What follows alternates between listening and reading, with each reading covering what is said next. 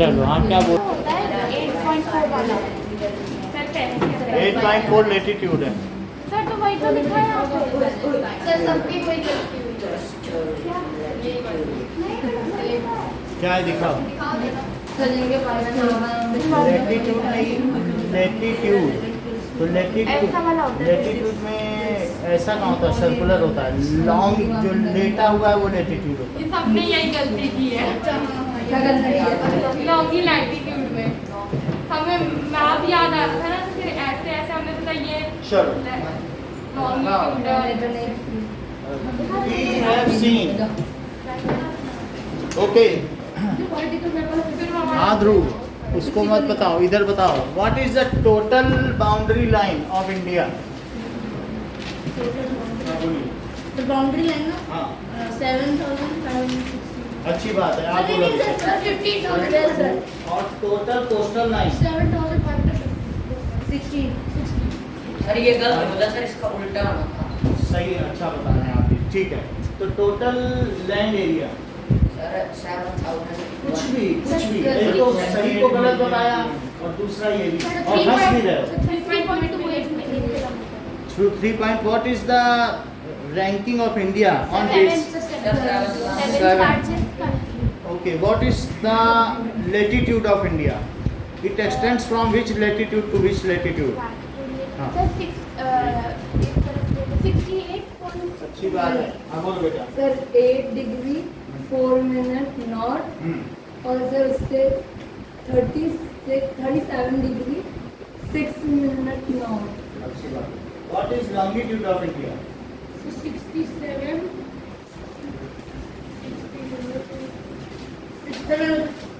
हाँ बोलो। Sir 68 degree 7 minute east तो फिर 97 degree 25 minute. Okay. The Tropic of Cancer passes from which states? Gujarat, Rajasthan, Jharkhand, Chhattisgarh, West Bengal, Tripura, Mizoram. अच्छा समझ गया। मध्य प्रदेश में गया। What are the UTs of India?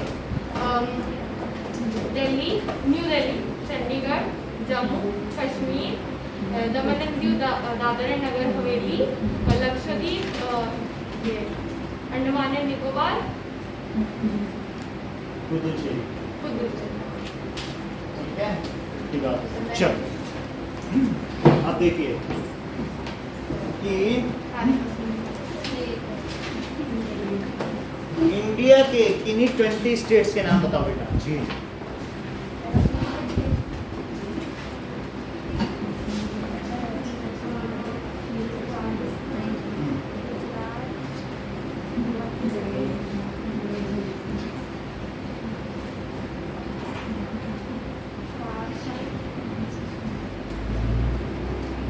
Anshika 20 states के नाम बताओ। Sir Punjab, Uttarakhand, Ladakh, Jammu and Kashmir, state में लद्दाख मत बोलो, वो यूपी है। Jammu and Kashmir, Uttar Pradesh, Rajasthan and Bihar. अभी यूपी है, लद्दाख में लग जाएगा।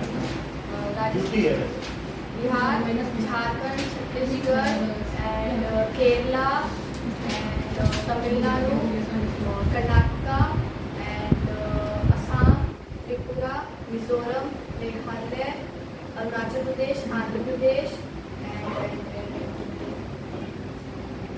हिमाचल प्रदेश। वो क्या 20 तो और बताना चाहिए। नहीं मैं बताना चाहती हूँ। तेलंगाना और हो जाएगा, छत्तीसगढ़ हो जाएगा। चल अब आगे की बात देखो। तो हम लोगों ने ये बात सारी देख ली है कि कौन कौन से इसका लैंड मास है, कोस्टल एरिया है, और कौन कौन से इसके लेफ्ट में हमने ये देख लिया है कि जो हमारे इंडिया के वेस्ट में कौन सा आइलैंड है। अभिषेक इंडिया के वेस्ट में अंडमान सर लक्षद्वीप। लक्षद्वीप। और बताओ इसके ईस्ट में कौन सा है? अंडमान एंड निकोबार। वेस्ट में कौन सा सी है? और ईस्ट में, साउथ में, नेक्स्ट इज ओके, जो भी हमारा ये कॉन्टिनेंट है, ये ठीक है, so this is Indian continent, Indian continent, मतलब एशिया। तो हाँ। एशिया में इस तरीके से हम जाएंगे आगे तो अफ्रीका भी पड़ेगा, ठीक है, एंड यहाँ पर इटली भी आएगा जैसा कि हम लोगों ने देख लिया है। सो इसमें ये यूराल माउंटेन है, Yes, sir. यूराल पर्वत, अच्छा, यूरोप एंड हाँ, एशिया। और फिर इसके बाद इंडिया। ये इंडिया है। तो यहाँ पर जो इंडिया है इट इज लोकेटेड, ये साउथ एशिया में साउथ में है और वेस्ट पार्ट में। तो south western part of India में ये जो एशिया कॉन्टिनेंट है इसके हम किस ओर लोकेटेड है बताओ? साउथ में साउथ तो साउथ वेस्ट पार्ट में लोकेटेड है। अगर एशिया का टुकड़ा करो तो साउथ में भी गया और साउथ के भी किस में? West। वेस्ट पार्ट में हम लोकेटेड हैं। और जो चाइना से सिल्क जाता था तो ये चाइना है यहाँ पे, और इसके ऊपर क्या है?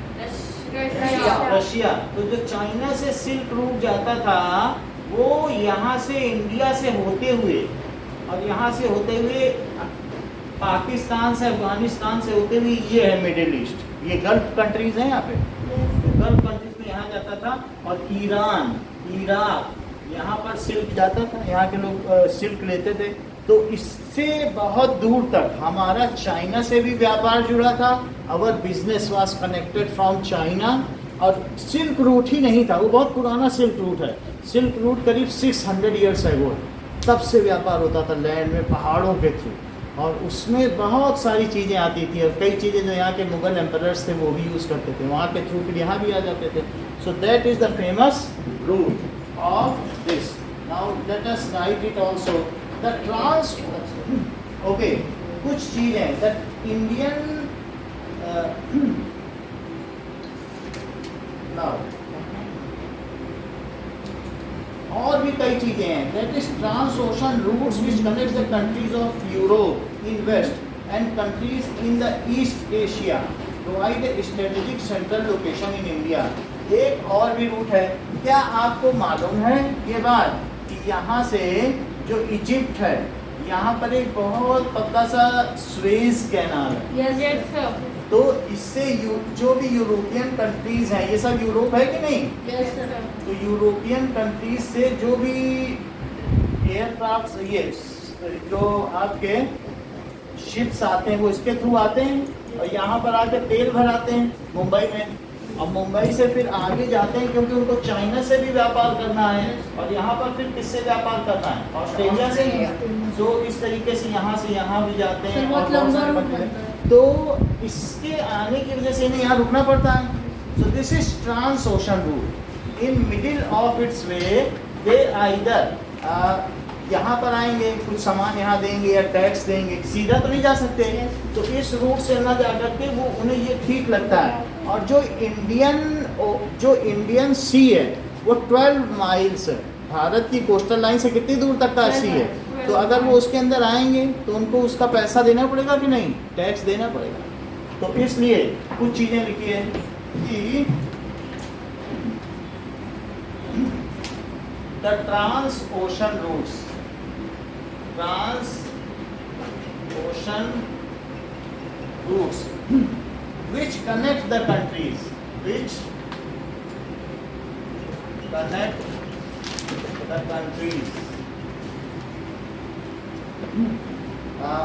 of Europe and Asia and eastern part of Asia। Asia का कौन सा पार्ट? ईस्टर्न पार्ट, जैसे जापान हो गया। Eastern part of Asia gives India a strategic location. इससे क्या होता है? India a strategic location.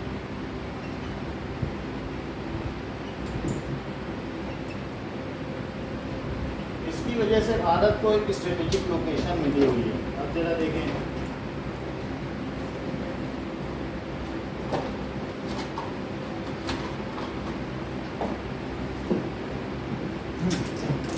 क्योंकि सारे भी जो भी व्यापार होते हैं तो बीच में कौन पड़ रहा है, इसके पास एक लॉन्ग कोस्टल लाइन है जो बहुत सारे जहाज़ों को रोक सकता है, वो इंडिया ही है। और अफ्रीका की कोई बात नहीं करेगा क्योंकि अफ्रीका भी वेल डेवलप्ड नहीं है और वो उनको सस्टेन नहीं कर सकता। यहाँ से वो कई चीज़ें यहाँ दे जाते हैं, कई चीज़ें ले जाते हैं। इंडिया के पास क्या है, टोटल वर्ल्ड की पॉपुलेशन की 1/6 पॉपुलेशन तो इंडिया के पास ही है। तो इंडिया मैन्युफैक्चरिंग हब भी है और साथ में दूसरों की जो कमोडिटीज़ है उसका कंज्यूमर भी है। हम एक बहुत अच्छे कंज्यूमर हैं और साथ ही बहुत अच्छे क्या है, प्रोड्यूसर भी हैं। तो हम दोनों तरीके से काम करते हैं। तुम्हारे जहाज़ का सारा सामान उतरवा सकते हैं और साथ में क्या हो सकता है बताओ, हम बहुत सारी चीज़ें प्रोड्यूस भी करने की क्षमता रखते हैं। और आपको क्या आपको ये बात मालूम है कि वर्ल्ड का ऐसा कोई कंट्री नहीं है जहाँ 20% इंडियंस ना रहें। आपको मालूम है कि जहाँ पर इंडिया के प्राइम मिनिस्टर जाते हैं वहाँ एक अलग से कॉन्फ्रेंस होती है, उसमें इंडियंस आते हैं और उनको वो एड्रेस करते हैं, क्योंकि और कोई प्राइम मिनिस्टर या प्रेसिडेंट कहीं जाए इतने लोग ही नहीं हैं कि वो उनको एड्रेस कर सके। क्या वो 100-200 को करेगा? और जब प्राइम मिनिस्टर जाते हैं तो 20,000 लोग जुड़ जाते हैं। क्योंकि ऐसा कैसे हुआ? क्योंकि जो ब्रिटिशर्स थे जब उन्होंने यहाँ कॉलोनाइजेशन किया तो यहाँ के स्लेव्स ले गए उठा के और पूरी दुनिया में डाल दिया।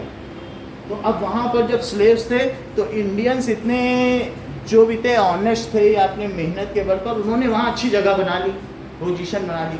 तो इंडियंस जहाँ जहाँ भी रहे, अभी तो बहुत सारी जगह पर इंडियन प्राइम मिनिस्टर भी हैं जो भारतीय मूल के लोग हैं ना, वो वहाँ प्राइम मिनिस्टरशिप है और वहाँ पर उनको एक्सेप्टेंस भी है। और वो पॉलिटिकल दखल, कहीं भी 20% कोई लोग हों तो क्या दखल नहीं होगा पॉलिटिकल, तो उनको इम्प्रेस करने के। तो इंडिया का हर जगह नाम इस वजह से भी है क्योंकि हमारे जो NRIs हैं वो बाहर बहुत ज़्यादा है और उनसे बहुत सारा रेवेन्यू जनरेट होता है, वो सब इंडिया में आता है। वो अपना पैसा वहाँ कमाते हैं लेकिन भेजते कहाँ पर हैं? इंडिया। तो हमें ऐसे ही बहुत सारे डॉलर्स मिल जाते हैं। तो इसलिए भारत की एक स्ट्रेटेजिक लोकेशन है। किस वजह से अंशिका स्ट्रेटेजिक लोकेशन है?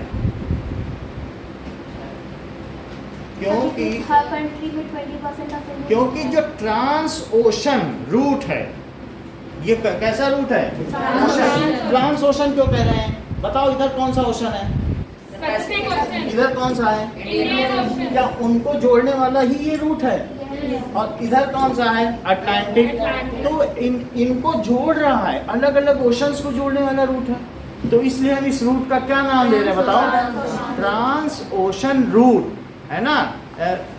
India is at strategic location in trans ocean trade route. India strategic location में है कि नहीं? सो it has prominent place and it is at such a prominent place that on the name of India one ocean is named. हमारे हिंद देश के नाम पर हिंद महासागर का नाम रखा है। इसका इतना ऐसा कोई कंट्री है जिसके नाम पे किसी ओशन का नाम रखा गया हो? तो यहाँ पर आप देखें, दिस इज पैसिफिक ओशन और दिस इज इंडियन ओशन। तो इसके नाम पर रखा गया। तो इंडिया की स्ट्रेटेजिक लोकेशन है because it links the trans ocean sea trade route. समझ में आ गई बात? It also links Iran to China, ठीक है, for silk route which is from medieval period. जो मध्य युगीन भारत था उस समय के काल से जो रेशम का व्यापार होता था। What is the trade off silk? Silk कहाँ बनता था? चाइना में, और सब जगह दुनिया में जाता था। तो भारत के हिमालय पर्वत से होकर गुजरता था, तो इसलिए भारत का तब भी इसलिए भी नाम है। So the silk route, the famous silk route from China to Gulf countries, China to Gulf countries, also passes through India। तो इसलिए भी हमारी एक स्ट्रेटेजिक लोकेशन है। हमारे यहाँ पर बहुत सारे ऐसे आइलैंड हैं, हम चाहें तो चाइना को उसका रूट बंद कर दें और मलक्का, आपको मालूम मलक्का यहाँ पर हमारे पास आइलैंड है, सर तो मलक्का स्ट्रीट मलक्का स्टेट ये जानते हैं, तो वहाँ से अगर हम बंद कर दें तो चाइना के खाने पीने तक के लाले पड़ जाए, उनके चाबी हमारे ही हाथ में है। सिंगापुर से आते थे हाँ, उनसे block तो वो ब्लॉक कर दिया जाए, एक भी उनका शिप न जाए। सो ये चीज़ है। सर प्रोमिनेंट मतलब ये प्रोमिनेंट का प्रमुख। सो जैसे trans ocean route which connects the countries of Europe and gives India a strategic location. इससे इंडिया की कैसी लोकेशन है? स्ट्रेटेजिक का मतलब है गल्फ कंट्रीज का हाँ? गल्फ कंट्रीज का मतलब है कि जिनके ऐसी कंट्रीज जिसके बीच बीच में पानी घुसा हुआ हो, कल भी बताया वो गल्फ है। जैसे कंट्रीज है ना, तो वहाँ पर पानी अंदर अंदर तक घुस गया, ये है, और यहाँ पानी आ गया, तो वो पूरे में पानी अंदर तक भरा हुआ है, सर तो कोई गल्फ है। कंट्री जो गल्फ वो खाड़ी देश है, समझ में आ गया? सो कोई अब एग्जांपल मतलब देखो, अगर इसमें पता चले तो मैं बता दूं, नेट चल रहा होगा जापान तो मैं दिखा दे रहा हूँ। गल्फ कंट्रीज में UAE आते हैं, जितने भी मुस्लिम कंट्रीज हैं जिनके यहाँ ऑयल हैं, ईरान, इराक, दुबई, UAE, ये सऊदी अरेबिया पूरा मिला समझ गल्फ आए? की खाड़ी के आसपास है। अब देखो वर्ल्ड में गल्फ कंट्री मीनिंग,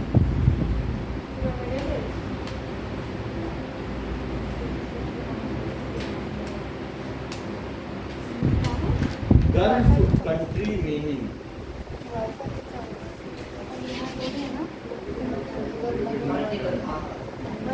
वाईफाई चल वही है कि बीच बीच में जहाँ पर पानी घुसा हुआ हो तो उसको कैसा कहेंगे?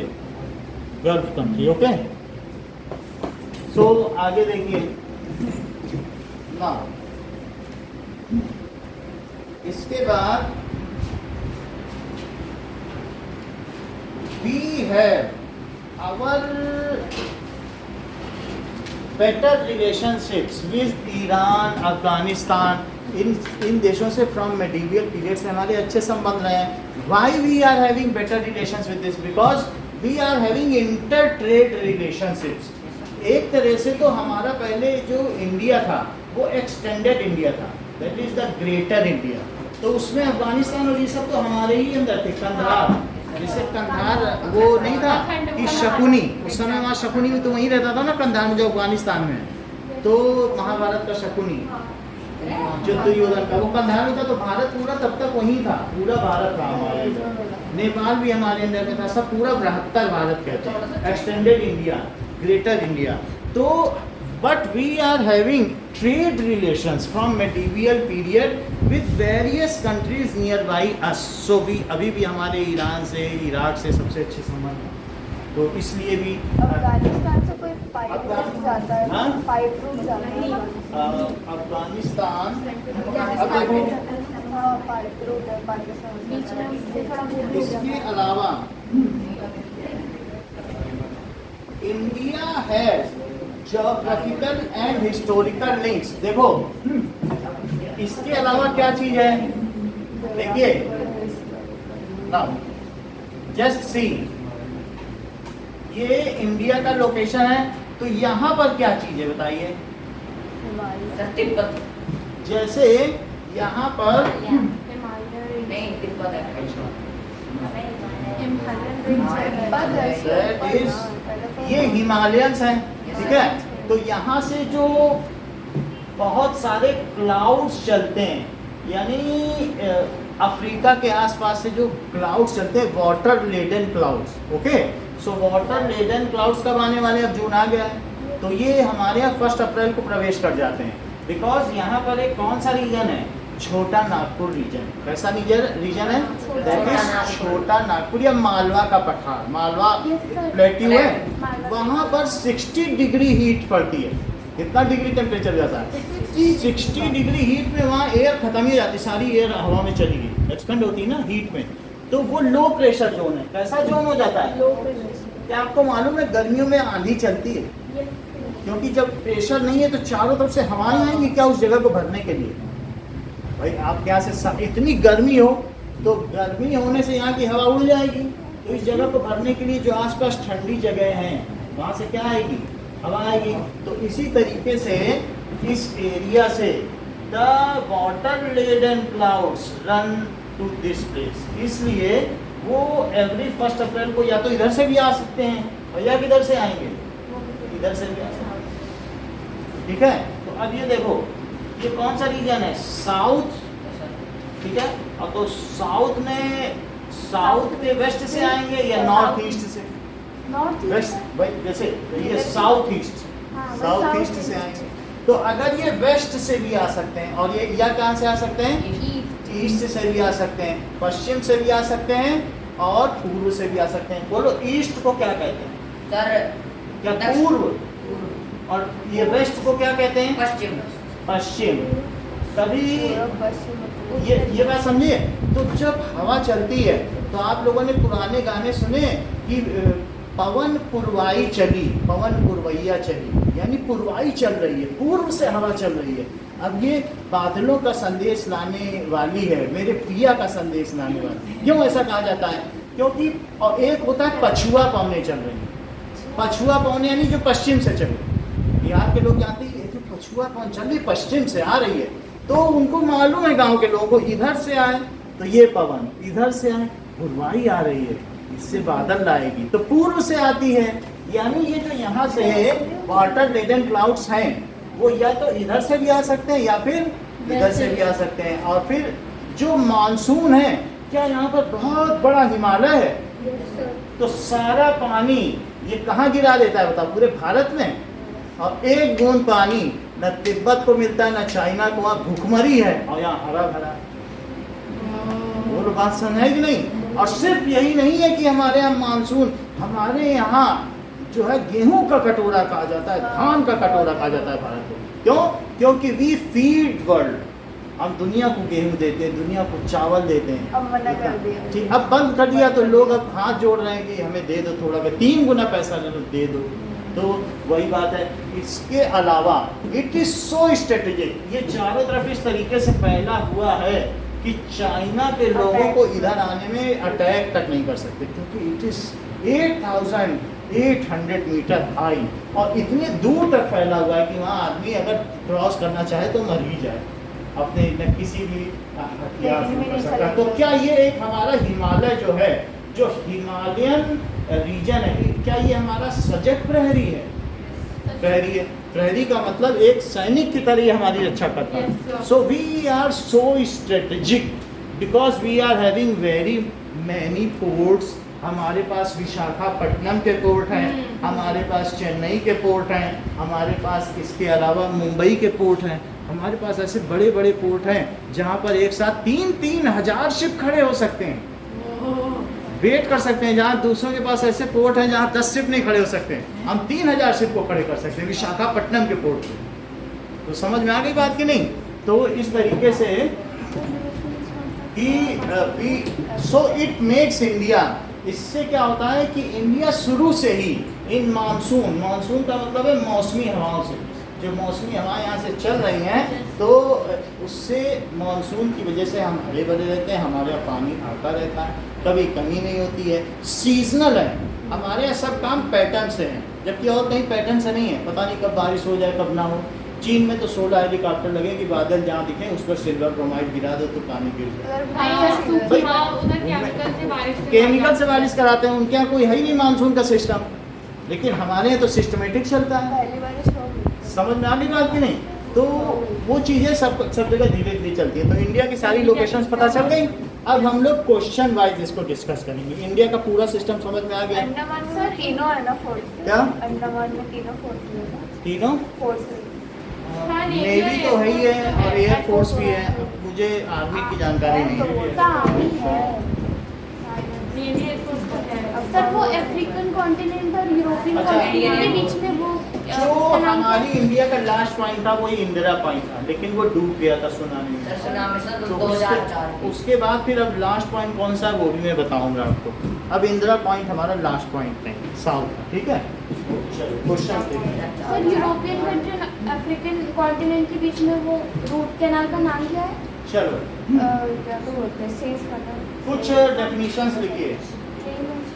सेज कैनाल इधर ट्रॉपिक ऑफ, बात मत करो, Tropic of Cancer, the imaginary line parallel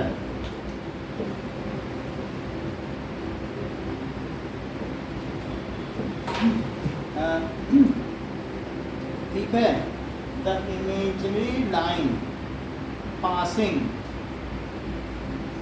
through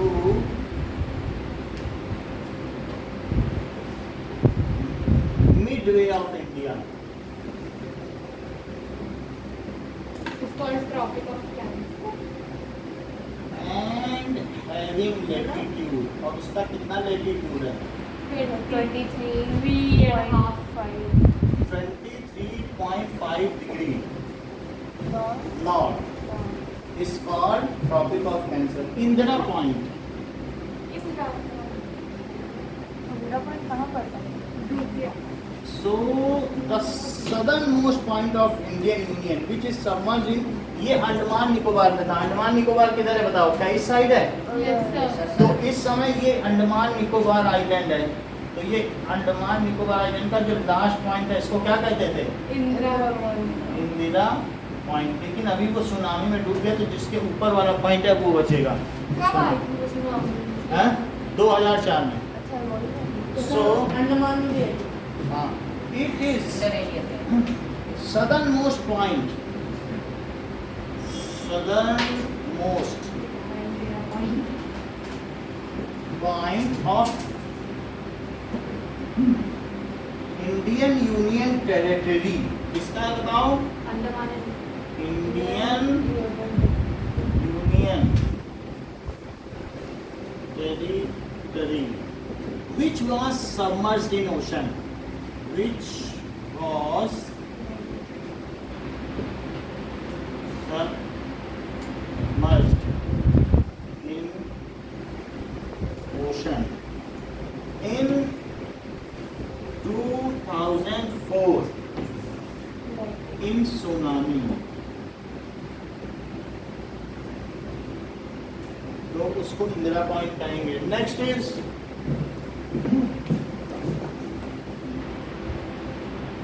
okay, Indian mainland. ये इंडियन मेनलैंड में नहीं आते हैं। कौन कौन से? अंडमान निकोबार नहीं आते हैं और लक्षद्वीप, ये इंडियन मेनलैंड पे नहीं आते हैं। Next is Indian mainland.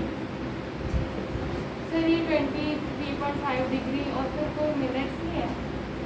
23.5 degree है। अगर अर्थ को हम ऐसे बांटते हैं, कैसे? एक एक डिग्री के अंतर पर, ये 1 डिग्री 2 डिग्री, तो ऐसे ऐसे ऐसे टमाटर काटते चले जाओ, तो एक डिग्री 2 डिग्री 3 डिग्री ऐसे ऐसे काटते चले जाओ, तो एक ऐसा आएगा जो 23वां पीस होगा। 23 पीस काट जाओ, जो 24वें पीस का मिडिल होगा, 23.5 डिग्री। तो वो जो लैटिट्यूड है वो ट्रॉपिक ऑफ कैंसर है, और वो क्या इंडिया के बीच से गुजरता है। ये है ट्रॉपिक ऑफ, जिसके बारे में अभी इन्होंने बताया कि कौन कौन से वो स्टेट्स हैं, जो भी अभी यशिका ने बताया था कि नहीं, कि वही स्टेट्स हैं। तो वो ट्रॉपिक ऑफ कैंसर बीच से गुजरता है। इंडियन मेन लाइन कहाँ से कहाँ तक है? So it is a continuous stretch of land mass,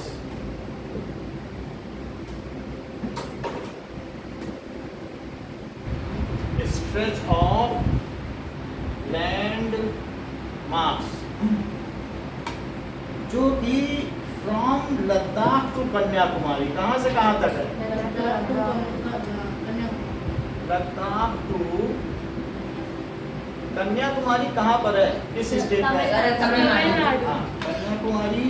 and from Gujarat to Arunachal Pradesh, and from वहीं पर रामेश्वरम भी है, गुजरात टू मैं गया हूँ। अरुणाचल। और गुजरात में अंतिम पॉइंट कौन सा है? क्या द्वारिका? रन ऑफ कच्छ। रन ऑफ कच्छ ना, ठीक है। अरुणाचल प्रदेश, तो जो हमारा मेन लैंड है उसका इधर अरुणाचल प्रदेश है, इधर गुजरात है, गुजरात में द्वारिका पड़ेगी अंत में, ठीक है कि नहीं? सोमनाथ टेम्पल और द्वारिका वही एंड पॉइंट है। यहाँ कन्याकुमारी, यहाँ लद्दाख। तो ये इतना मेन लैंड है और बाकी आइलैंड अलग से हैं। बोलो। वो गुजरात का द्वारिका में कृष्ण वाला है। हाँ, कृष्ण वाली द्वारिका। और सोमनाथ टेम्पल एक्सट्रीम एंड है, वहाँ खड़े हो जाओ उसके छज्जे पे तो लगेगा चारों तरफ समुद्र है, पीछे भी समुद्र ही होगा, बिल्कुल एंडिंग है अगर संबंधित एक खिड़की पे।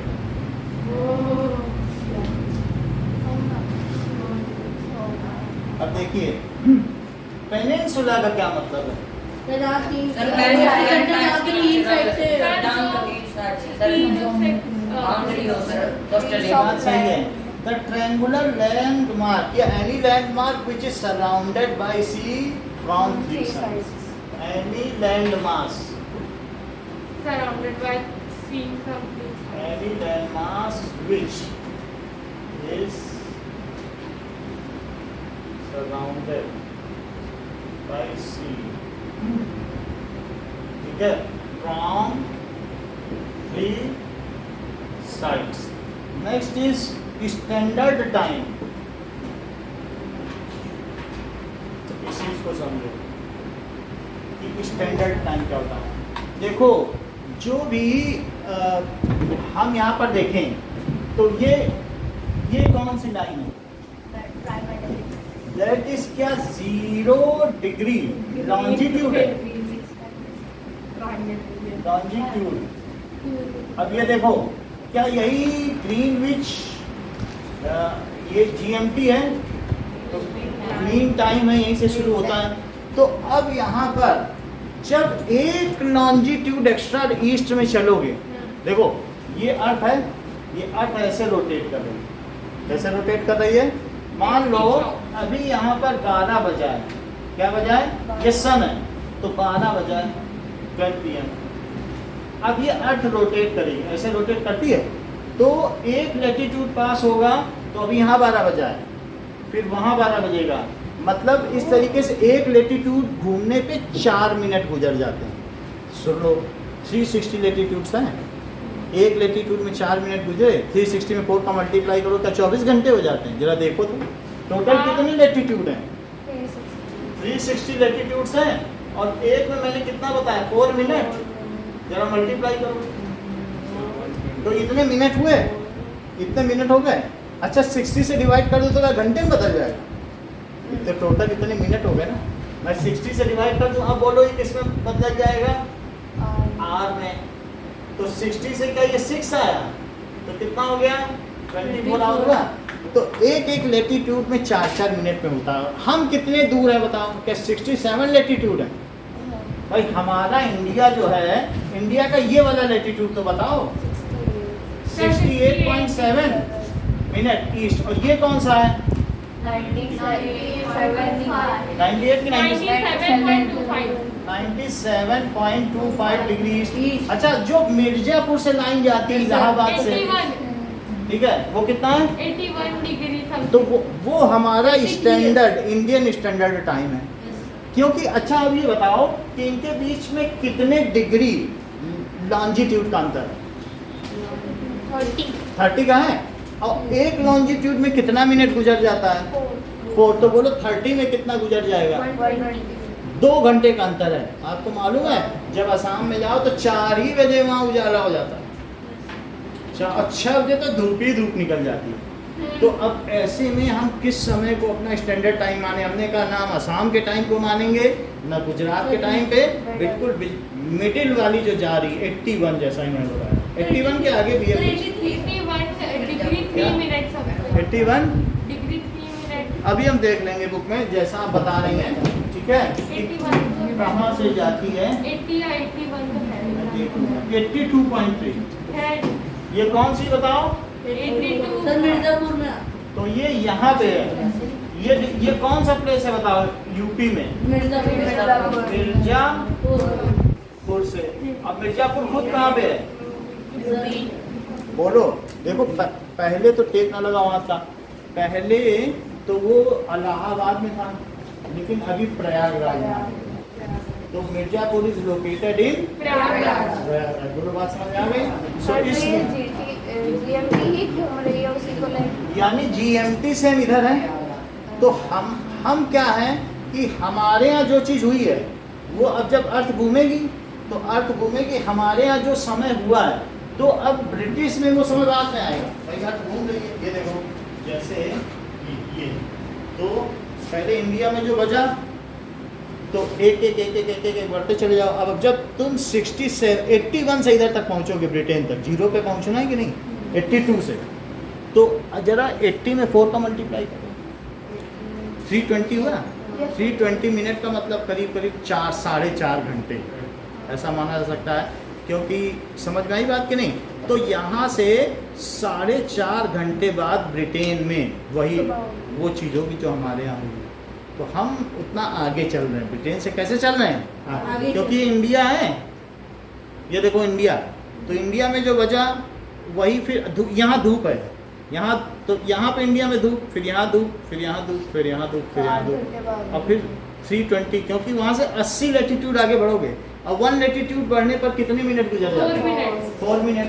तो इस तरीके से 80 लैटिट्यूड या 82 लैटिट्यूड गुजरोगे तब 0 लैटिट्यूड आएगा। तो यहाँ तक जाके यहाँ तक, तो ग्रीनविच मीन लाइन कहाँ पे है? ये है ब्रिटेन, इसी पे। तो यहाँ से यहाँ तक आने में 4.5 घंटे। वी आर बिफोर, हम कैसे हैं बताओ? से पहले सर कोई ऐसी फ्लाइट है जहाँ हम इंडिया से अब देखो, यानी जो इंग्लैंड जा सकते हैं। एक बात और देखो कि जो यहाँ पर है, सुन लो, ये टाइम लाइन है। ये क्या है? Time line. तो टाइम लाइन में सबसे पहले जापान के शहर मिसिसिपी में उजाला होता है। सबसे पहले सुबह कहाँ होगी? मान लो 7 तारीख शुरू हुई, सबसे पहले 7th, आज कितनी तारीख है मान लीजिए, तो 30th है, तो 30 तारीख सबसे पहले कहाँ आई होगी? जापान के कौन से शहर में? मिसिसिपी। तो मिसिसिपी, ये शहर का नाम। और जापान को निप्पन क्यों कहा जाता है? देखो हर चीज मालूम है, ऐसे लोग नहीं हंसते, कॉन्फिडेंस है। तो तुम क्या समझते हो कि चीजें नहीं जानते, बोल रहे कितना सरल सिखा रहा है, हम तो छठे में सीखे हैं। बता दो बेटा सबको कि निप्पन क्यों कहा जाता है, देख लो। यस, लेकिन उनसे पूछो, जो देखो वही है ना कि क्षमा सो होती उस भुजंग को जिसके पास गरल, वो क्या जो सरल और निर्बल है, ये है।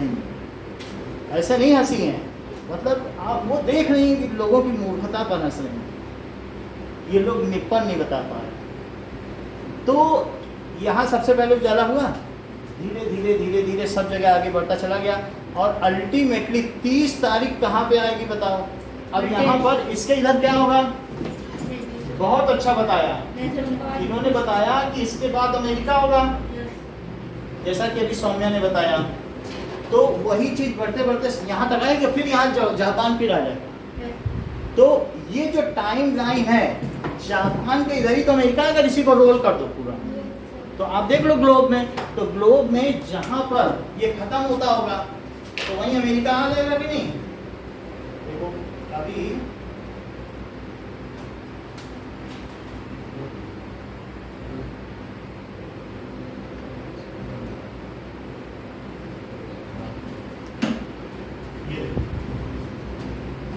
यहाँ पर ये क्या, ये अमेरिका है?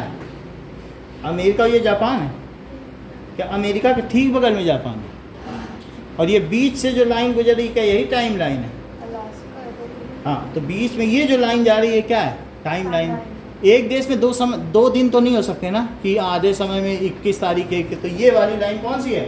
अब क्या अमेरिका के ठीक बगल जापान है, और इसीलिए उसने यहाँ हिरोशिमा नागासाकी में बॉम्ब गिरा दिया था, बगल ही में तो है, गिरा दिया था। इस समझ में आने वाली तो बोलो। अब यहाँ पर शुरू हुआ 30 तारीख, बढ़ता गया, सब जगह 30 आएगी। वहाँ सुबेरा हुआ, फिर थोड़ी देर बाद यहाँ सुबेरा हुआ क्या? सुबह सुबह सुबह सुबह हमारे यहाँ भी 30 आ गई, इंडिया में भी 30 आ गई, ब्रिटिश में भी 30 आ गई, फिर इसके बाद अमेरिका में भी 30 आ गई, और जैसे ही 30 हुई तो जब अब सूर्य फिर से जापान में आया तो वहाँ 31 आ जाएगी या सर, 1 यानी जुलाई। ऑलमोस्ट एक डे का डिफरेंस है जापान और एक दिन का, जबकि अगल बगल है। तो सबसे पहले कहाँ पे आएगी बताओ? जैसे उसमें जापान आती है उसमें- जापान में 30 आएगी, फिर 30 सबसे क्या आएगी? ये सबसे लास्ट में कहाँ आएगी 30? सर जैसे ही अमेरिका में 30 आती है उसके कुछ उसके बाद फिर जापान में 31 हो जाता है। या 1 जुलाई। हाँ बोलो बात समझ में आ गई? जापान में जब फर्स्ट होगा तब लाइक अमेरिका में 30 30 ही चल रहा होगा। हाँ वहाँ भी 30 शुरू हुआ है और जापान में 1 समझ में आ गई बात को? हाँ? हाँ। उधर अभी 30 चल रहा होगा। समझ में आ गई बात की नहीं? जापान में सबसे पहले न्यू ईयर का समाचार आएगा, फिर धीरे धीरे 24 घंटे में हर जगह से न्यू ईयर की सूचना आने लगेगी। अब देखो जरा, सो स्टैंडर्ड टाइमलाइन कहाँ से होती है? जापान इंडिया की बात करो, वो कहाँ से गुजरती है? मिर्जापुर। देखिए, सो इट इज लोकेटेड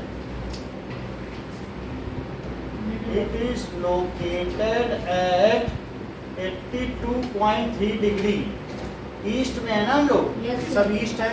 तो जो भी हमने कल बताया था कि ईस्ट में हम लोग पढ़ते हैं इसके, तो east longitude passing from Mirzapur ना इन प्रयागराज, Z है मिर्जापुर इन प्रयाग, स्टैंडर्ड टाइम। अब बुक के क्वेश्चन पढ़ते हैं। क्वेश्चन कराएंगे, साथ ही साथ याद करते जाना, साथ साथ हम कराएंगे। सर डेफिनेशन डेफिनेशन बहुत सारे क्वेश्चन में है, आपको कुछ नहीं है, सब क्वेश्चन में है।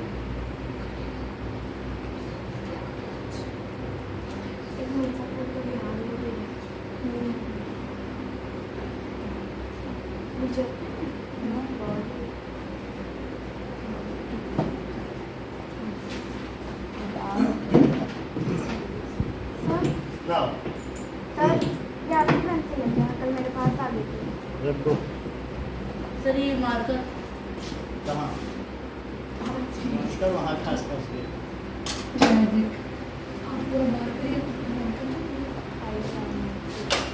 चलिए। Now,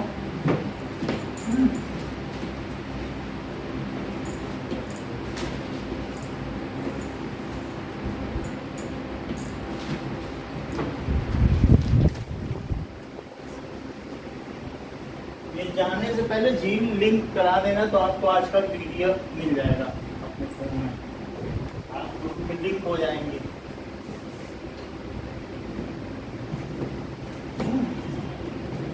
okay,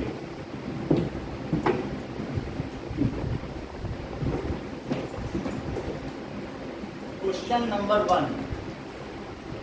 so by 82.3 82 degree 30 minute east, इसको दूसरी तरीके से 82.5 डिग्री, क्योंकि 1 मिनट में Yes, sir, 30. 60 सेकंड होते हैं, 30 मिनट में आधा 60 का आधा 30। So has been selected middle ना as standard meridian of India. Standard meridian of India. देख लो, जैसे ये है, ये अर्थ है, तो यहाँ से एक लाइन गई, तो इस पर एक प्लेन रख दो। जैसे मान लो यहाँ से लाइन जा रही कहीं पे, पीछे से पोल से यहाँ तक जा रही है, तो एक ऐसी लंबी दीवार खड़ी करो जो नॉर्थ पोल से साउथ पोल जाए, उसको कहते हैं मेरिडियन। जैसे यहाँ से एक लाइन गुजर रही ना ऊपर से, फिर यहाँ से गुजरेगी, फिर यहाँ से गुजरेगी, अलग अलग अर्थ में गुजरेगी, तो उसको कहते हैं मध्याह्न रेखा। कह रहे हैं कि प्रधान मध्याह्न रेखा मिर्जापुर से ही क्यों गुजरती है, इसका आवश्यक कारण दीजिए। मध्याह्न किसे कहते हैं? अब मेरिडियन का मतलब समझो। मेरिडियन का मतलब है हमारी अर्थ में, अगर मैं एक चाकू से खरबूजा काटूं और चाकू वहीं रहने दूं, दूसरी चाकू से 1 डिग्री पे काटूं, तो बहुत सारी चाकू गाड़ दूं उस खरबूजे में और 360 चाकू गाड़ दूं। कितनी चाकू गाड़ दूं? तो वो जो चाकू पीछे तक जा रही, बहुत बड़ी चाकू नहीं होती, चौड़ी वाली, तो ऐसी ब्लेड नुमा चाकू, तो वो मेरिडियन है, यानी वहाँ से निकलने वाला प्लेन, वो सब क्या कहलाएगा? तो कह रहे हैं कि हमारा जो मेरिडियन है वो 82, हमारा जो प्रधान मध्याह्न रेखा है, स्टैंडर्ड मेरिडियन, उसे ही क्यों लिया गया है? समझ में आ रही बात कि नहीं? जैसे कहा जाता है पीएम और एएम, तो 12 के पहले जो है दैट इज उसको कहते हैं बाद पोस्ट मेरिडियन और एंटी मेरिडियन। समझ में आई बात कि नहीं? तो उसे स्टैंडर्ड मेरिडियन क्यों कहा जाता है? सर मुझे वो वाला नहीं समझ में आया, क्या वो 82.5 डिग्री कैसा है? क्यों लिया गया है? तो इन्होंने कहा कि ये जो इंडिया है, ये देखो, ये तो ये बात कह रहे हैं कि जो इंडिया है, ये बोलो कितना है? क्या 97.25 डिग्री 25 मिनट ये है, और ये कितना है? Sir 68 degree 7 minute minute east, decimal मत लगाना। और ये जो बीच वाली लाइन है, ये कितनी है? 82 डिग्री 82 डिग्री 30 मिनट है। अच्छा जरा निकालो तो इसका इससे जो डिफरेंस है उतना ही इतने इससे भी डिफरेंस है, निकाल लो, बराबर बराबर का है। जब इक्वी डिस्टेंस होगा तभी तो हम जस्टिफाई करेंगे। देखो तो जरा करके, 82 डिग्री और 30 मिनट, और ये कितना है? 68 डिग्री 7। तो ये कितना बचा? 23 आया। यहाँ से देखो तो कितना आएगा? 4 और यहाँ 1, तो 14.23 आया। अब जरा इससे इसको सब्ट्रैक्ट करो, सर तो 82 आ जाएगा और 82.30, तो एक कैरी करो। 1 डिग्री अगर कैरी की तो क्या 60 मिनट कैरी हो गया? 1 डिग्री में 60 मिनट हुआ, तो बोलो ये 85 है। 1 डिग्री कैरी कर लो इसको, तो 85 में से 30 किया, कितना बचा? सर सो ये 5 बचा, 55 बचा। अब यहाँ कितना आया? एक कैरी कर लिया था 6 में 4 और ये 1, तो 14.5, ठीक मिडिल से नहीं जा रहा है। तो this meridian it lies Midway between its extreme meridian, जो एक्सट्रीम राइट में, जो एक्सट्रीम हमारा वेस्ट में मेरिडियन है या लेफ्ट में और राइट में, उसके बीच में पड़ रहा है कि नहीं? तो इसलिए हमने इसे कौन सी रेखा मानी है कि यहाँ का जो टाइम है पूरे भारत को वही टाइम मानना पड़ेगा। ये नहीं कि 4 बजे से ही वहाँ पर असम में सुबह हो गई तो हल्ला करने लगे, चलो भारतवासियों जागो जागो, सुबह हो गई, अब 4 ही बजे दुनिया को खाने लगे। बोले मिर्जापुर में जब सुबह होगी वही सबका सुबह है। ठीक है, नाउ राइट डाउन कि स्टैंडर्ड मेरिडियन, देखो आंसर इसका, standard meridian 82.5 degree east is situated exactly midway, ये कहाँ पर है? So situated exactly midway from its extreme latitudes, longitudes। कौन से? 68 degree 7 minute east and 97.2 degree 25 minute east. ठीक है, ये बीच में पड़ता है। So standard Indian time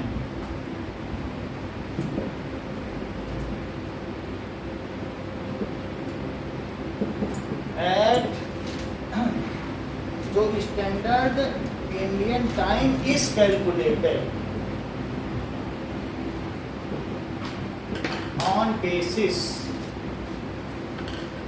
of 82 degree 30 minute east. ठीक है, ये है। तो ये मिर्जापुर में लोकेटेड है। Which is located at Mirzapur in Allahabad. Prayagraj.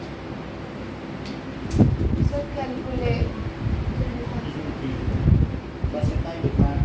And this is follow in entire country. क्या ये पूरे भारत में मान्य है? Yes. And this is follow in, क्या पूछती हो साक्षी? नहीं सर समझ गई। Okay. What is the difference between the duration of day and night hardly felt in Kanyakumari but not in Kashmir? तो second question देखो, why the difference? Sir her country का अलग अलग स्टैंडर्ड मेरिडियन होता है उनका खुद का। हाँ, उनके जो बीच से गुजरेगा वही होगा।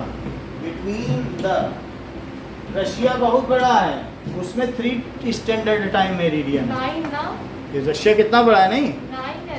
हाँ 9 है, समझ लीजिए। तो between, so the duration of day. Sir इसी टाइम गैप की वजह से पाकिस्तान का इंडिपेंडेंस डे 14 को आता है ना, आधे दिन का। ऐसा हो सकता है, लेकिन उसको एक दिन पहले ही आज़ाद कर दिया गया। सर लाइक कि उन्होंने तो दिल्ली में सब हुआ था ना साइन, उसमें एक दिन पहले बोला अब तुम अलग हो गए हो, तो फिर जब वो अलग हो गए, सेपरेट कर लिया, उन्होंने आज़ादी मना ली, फिर इंडिया को दिया गया वापस। सर मुझे लगा वो 12 बजे अगर थी ना इंडिया को पहले आज़ाद कर दिया गया होता तो इंडिया कभी उसे आज़ाद ना करता। ठीक है, और day and night hardly felt, so during duration of day and night hardly felt.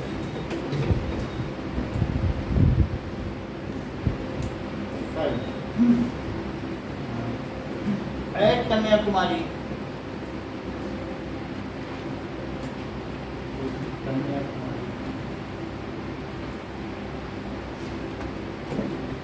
but not in Kashmir.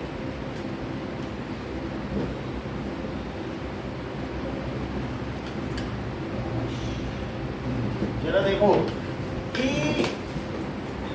ये अर्थ है और हम यहाँ 3 तरीके के वो हैं, ये ट्रॉपिक ऑफ कैंसर, ये ट्रॉपिक ऑफ कैप्रिकॉर्न है और ये इक्वेटर है, और यहाँ पर इंडिया है क्या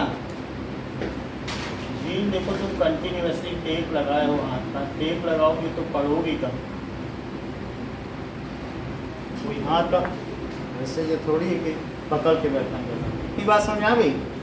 जैसे जैसे तुम ऊपर चली जाओगी, यहाँ पर क्या बताओ, कितने दिन का दिन है, कितने दिन का रात है? इधर तो ये सही कह रही है, 6 महीने का दिन, 6 महीने का रात। सबसे बड़ी बात इन्होंने बताई, क्योंकि अगर अर्थ तिरछी तिरछी घूमे तो तिरछी घूमे तो क्या कभी यहाँ पर दिन होगा या कभी यहाँ पर रात होगी? जरा देखो, मान लीजिए कि ये अर्थ है, ये 23 डिग्री पर ऐसे घूम रही है और यहाँ सन है, ऐसे घूमती जाए तो बोलो इस पॉइंट पे कभी रोशनी पड़ी? अभी भी पड़ रही? नहीं पड़ रही। अब पढ़ने लगेगी क्या? हाँ, और अब 6 महीने तक पढ़ती रहेगी। सर तो पढ़ रही? रात को क्या होता है? रात को भी सुबह मतलब देखो वो फेस इधर ही है सन की ओर, ये सन है ना बीच में, तो लेकिन जब ये इधर आ जाएगी तब पड़ेगी, तो आधे यहाँ से यहाँ तक नहीं पड़ी और फिर यहाँ से यहाँ तक, तो इस पर जो है ये आ गया, समझ गया? जिस 6 महीने उनके उधर सूरज रहता है, इसलिए उधर हाँ। वेजिटेबल्स बहुत बड़ी बड़ी ग्रो वेजिटेबल्स बहुत बड़ी होती है, और कभी कभी अभी जैसे यहाँ पर हैं ये ऐसे, तो ये बताओ कि मान लो धरती ऐसे घूम रही है और हम यहाँ पर हैं, ये घूम रही, इस समय भारत में सर्दी होगी कि गर्मी? गर्मी। ये ठीक बात, कैसे इतना जानती हो भाई? ये कह रही है कि सन रेज यहाँ से इस पे पड़ रही है, सदर्न हेमिस्फीयर। बहुत बड़ी बात इन्होंने बताई है सौम्या ने। और हम कहाँ पे हैं बताओ?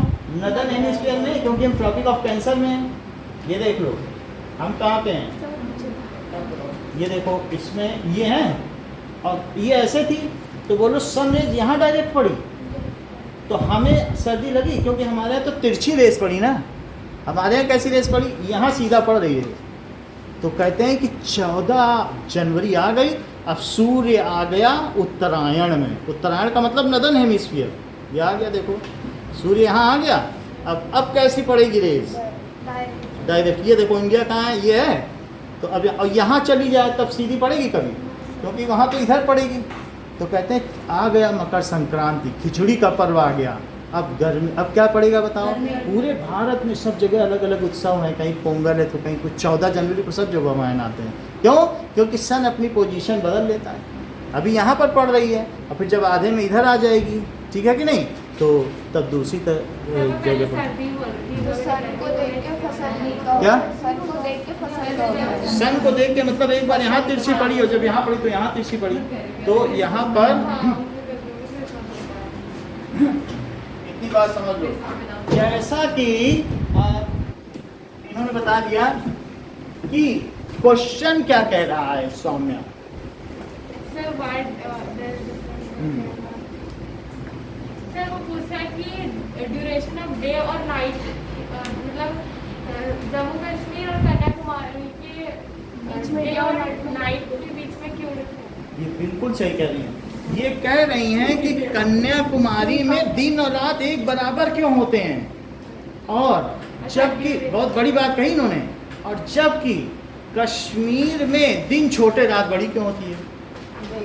सर क्योंकि वो ऊपर साइड है तो क्योंकि जैसे जैसे हम पोल की तरफ बढ़ते जाएंगे, हायर लेटीट्यूड्स की तरफ, तो वहाँ पर, और बीच में जो इक्वेटर है वहाँ पर तो सन रेज सब जगह इक्वल पड़ेंगी, और ऊपर पड़ने पर जैसे हमने बताया 6 महीने का दिन तो 6 महीने की रात, हम तो पोल की ओर बढ़ रहे हैं। अब कितने तक बढ़ चुके जरा सोचो तो, 82 तक बढ़ चुके हैं, बढ़ चुके हैं कि नहीं, और आगे बढ़ जाए तो 90 तो आखिरी है, 90 नॉर्थ तो आखिरी है, सिर्फ 8 और बढ़ जाए पोल पे पहुँच जाए, ऊपर 90 और नीचे 90 ये 90 है कि कितना है, ये 90 नहीं है, ये तो 37 है ना, 37.6 है, तो खैर अभी तो बहुत सफल बात की। चलो अब देखो फिर भी हम ऊपर पहुंच चुके हैं। Now see Kanyakumari is, answer देखो, यही 2 आंसर लिखवाएंगे पहले। कन्याकुमारी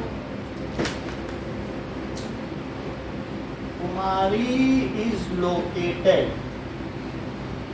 ठीक है, नियर इक्वेटर। किसके पास है बताओ, यही इक्वेटर है, Yes, sir. Near Equator. Equator. So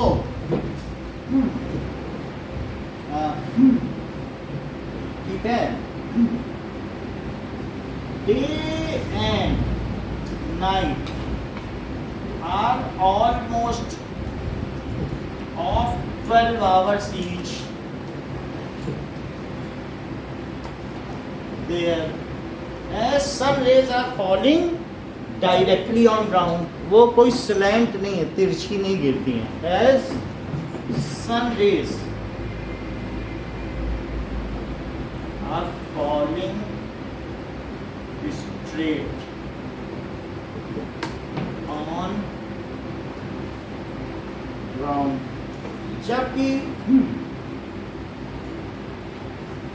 sir as we move, अब देखो, as we move from equator to pole, अब हम कहाँ से कहाँ चले, इक्वेटर को now sun rays become slant, sun rays become slant, and difference between days and night क्या होगा, difference between days and night का इंक्रीज हो जाएगा, बोलो, तो डिफरेंस बिटवीन दिन और रात के बीच का अंतर बढ़ता चला जाएगा।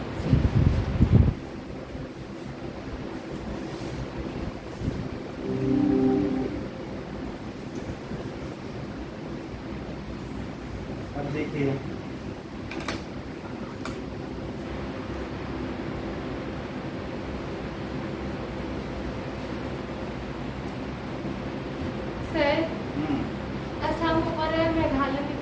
असम में गर्मी क्यों होती है, मेघालय में कम?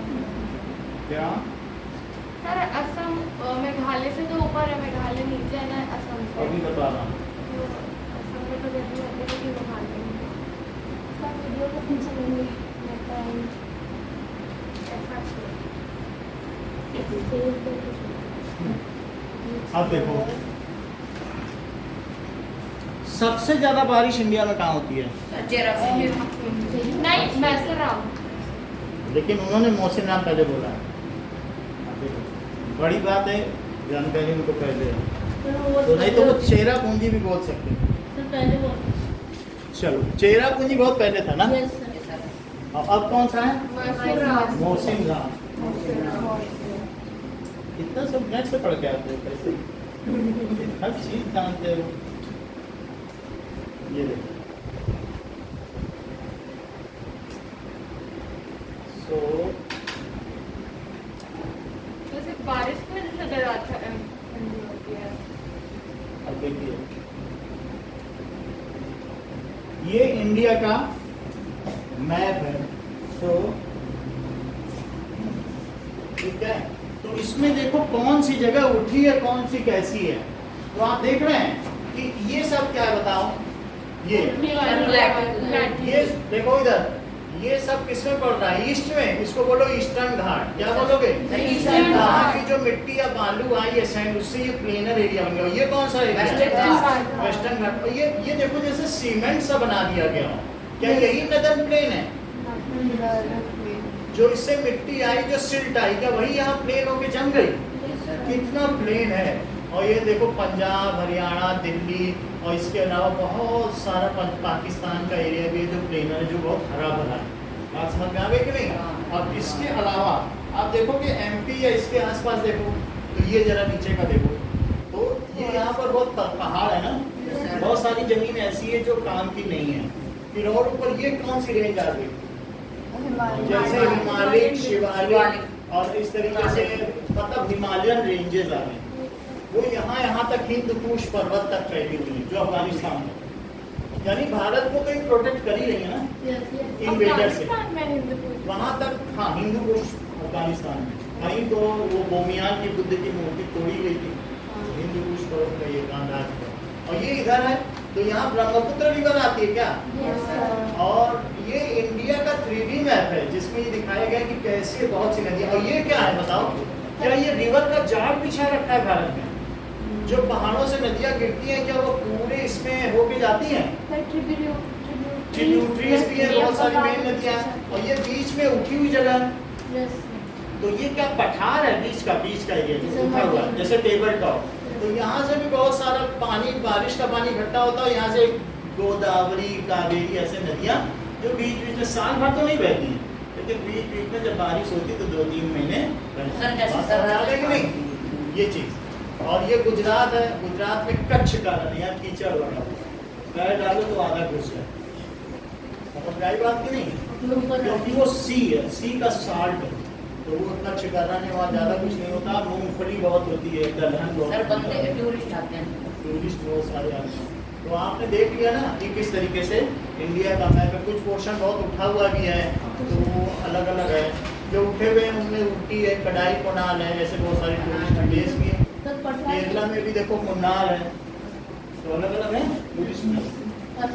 और श्रीलंका में भी उठा हुआ है क्या? तो इस तरीके से टोटल इंडिया का 3D मैप है, जिसकी इसके रिलीफ पैटर्न्स के बारे में हम आगे चलकर चर्चा करेंगे। राजस्थान में भी तो छोटा सा और देखो हुआ है। बाकी चीज़, आप हिमालयन रेंजेस को देख रहे हैं जो रेड कलर की है, वो किस तरह से है? ऐसा क्या म्यांमार में भी वो हिमालयन रेंजेस जा रहा है? Yes sir. तो कहाँ से कहाँ तक? और अफगानिस्तान में भी जा रहा है। अब देखो, चलिए आओ इन दोनों क्वेश्चन का आंसर नोट करो।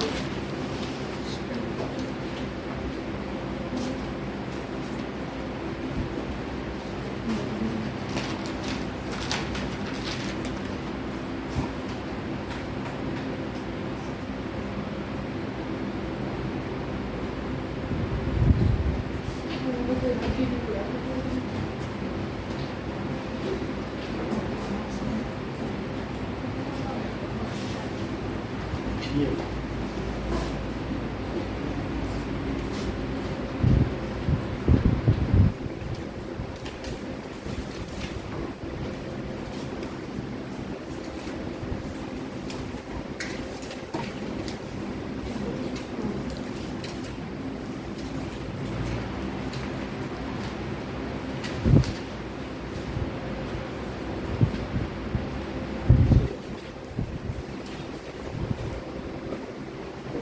इसको बता दें?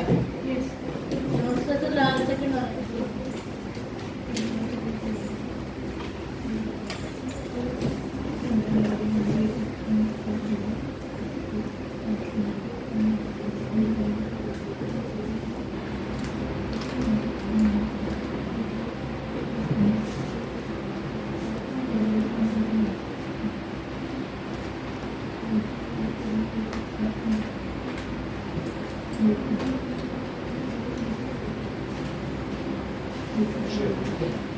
अभी हटा दें? देख लो।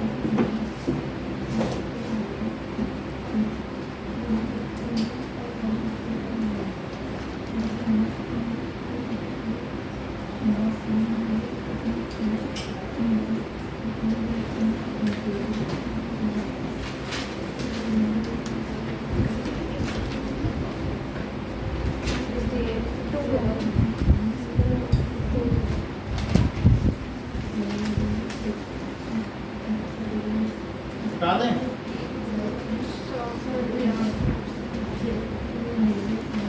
सर वो ईच के बाद वेयर है कि देयर कहाँ पे? अब ईच देयर नाइट दर शो के नीचे ईच के बगल तो वेयर है कि देयर है each there as अलग है, as sun rays are falling straight on them, 12 hours each, मतलब 15 तुम्हारा each there as sun rays are falling on the ground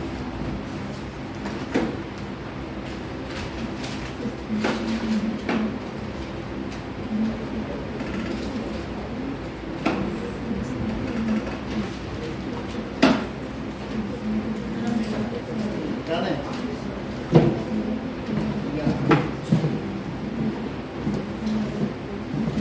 चलिए स्टार्ट करिए।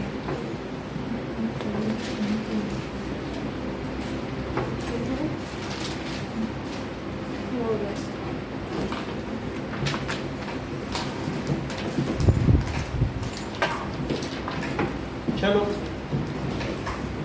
बंद करो कॉपी, बंद करिए अभिषेक। हाँ? जो थोड़ा बहुत लिख सकते हो काम। ठीक है done।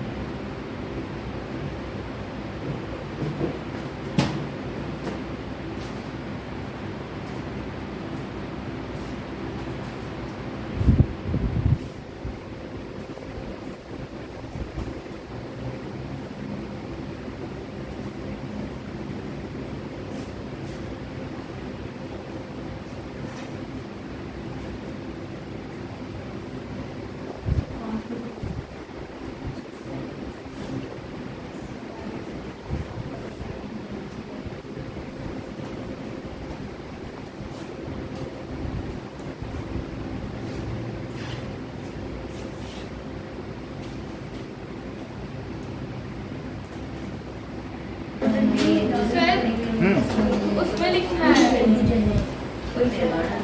ऑर्डर में फिफ्थ क्वेश्चन नहीं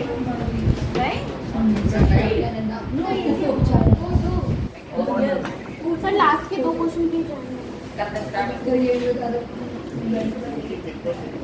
सर ये बता दो कितने कितने थे पाकिस्तान के कितने चाइना के कितने पहले वाले के 5 हैं। 5 5 4 5 5 4 5 5 4 4